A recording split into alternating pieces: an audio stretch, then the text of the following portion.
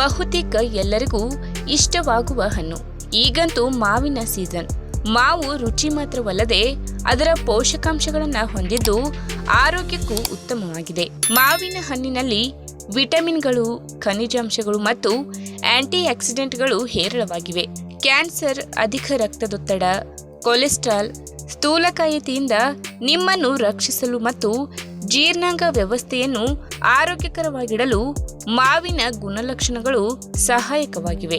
ಇನ್ನು ಮಾವಿನ ಹಣ್ಣಿನಂತೆ ಅದರ ಗೊರಟೆ ಕೂಡ ಶಕ್ತಿಯುತವಾಗಿದೆ.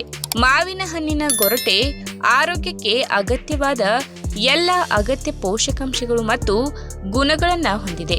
ಆಯುರ್ವೇದ ತಜ್ಞರ ಪ್ರಕಾರ ಈ ಗೊರಟೆಯನ್ನು ಆಯುರ್ವೇದದಲ್ಲಿ ಉತ್ತಮ ಔಷಧವೆಂದು ಪರಿಗಣಿಸಲಾಗಿದೆ. ಇದು ಅತಿಸಾರ, ಕರುಳಿನ ಹುಳುಗಳು, ಪೈಲ್ಸ್ನಂತಹ ಗಂಭೀರ ಕಾಯಿಲೆಗಳ ಚಿಕಿತ್ಸೆಗೆ ಸಹಕಾರಿಯಾಗಿದೆ. ಹಾಗಾದ್ರೆ ಈ ಮಾವಿನ ಗೊರಟೆಯ ಪುಡಿ ಸೇವಿಸುವುದರಿಂದ ಯಾವೆಲ್ಲ ಆರೋಗ್ಯಕಾರಿ ಲಾಭಗಳು ಸಿಗುತ್ತವೆ ಎಂಬುದನ್ನ ಇವತ್ತಿನ ವಿಡಿಯೋ ಮುಖಾಂತರ ತಿಳಿದುಕೊಳ್ಳೋಣ. ಅದಕ್ಕಿಂತ ಮುಂಚೆ ನೀವಿನ್ನೂ ನನ್ನ ಚಾನಲ್ಗೆ ಸಬ್ಸ್ಕ್ರೈಬ್ ಆಗಿಲ್ಲ ಅಂದ್ರೆ ಪ್ಲೀಸ್ ಸಬ್ಸ್ಕ್ರೈಬ್ ಮಾಡ್ಕೊಡಿ. ಹಾಗೆ ಪಕ್ಕದಲ್ಲೇ ಇರುವಂತಹ ಬೆಲ್ ಐಕಾನ್ ಕ್ಲಿಕ್ ಮಾಡಿ. ಮಾವಿನ ಗೊರಟೆ ಪವಾಡ ಮೂಲಿಕೆಯಂತೆ ಕೆಲಸ ಮಾಡುತ್ತವೆ ಎಂದು ವೈದ್ಯರು ಹೇಳುತ್ತಾರೆ. ನೀವು ಅತಿಸಾರದಿಂದ ಬಳಲುತ್ತಿದ್ದರೆ ಅದು ನಿಮಗೆ ಔಷಧಿಯಾಗಿ ಕೆಲಸ ಮಾಡುತ್ತದೆ.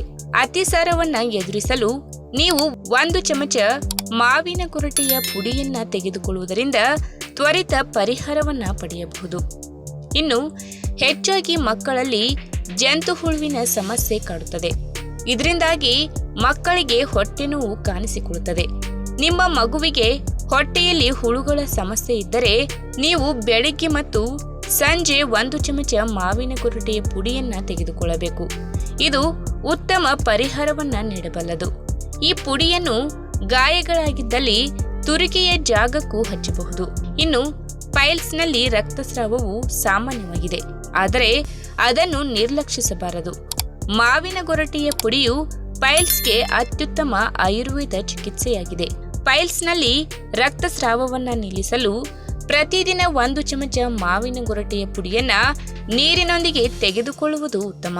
ಇನ್ನು ಅತಿಸಾರ ಮತ್ತು ಪೈಲ್ಸ್ ಸಮಸ್ಯೆ ಹೊಂದಿರುವವರು ದಿನಕ್ಕೆ 2 ಬಾರಿ 1 ಕಪ್ ಮಜ್ಜಿಗೆಯಲ್ಲಿ 5 ಗ್ರಾಂ ಪುಡಿಯನ್ನ ತೆಗೆದುಕೊಳ್ಳಬಹುದು. ಹೊಟ್ಟೆಯ ಹುಳುಗಳಿಗೆ ದಿನಕ್ಕೆ 2.5 ಗ್ರಾಂ ಪುಡಿಯನ್ನ 2 ಬಾರಿ ನೀರಿನೊಂದಿಗೆ ಸೇವಿಸಬೇಕು.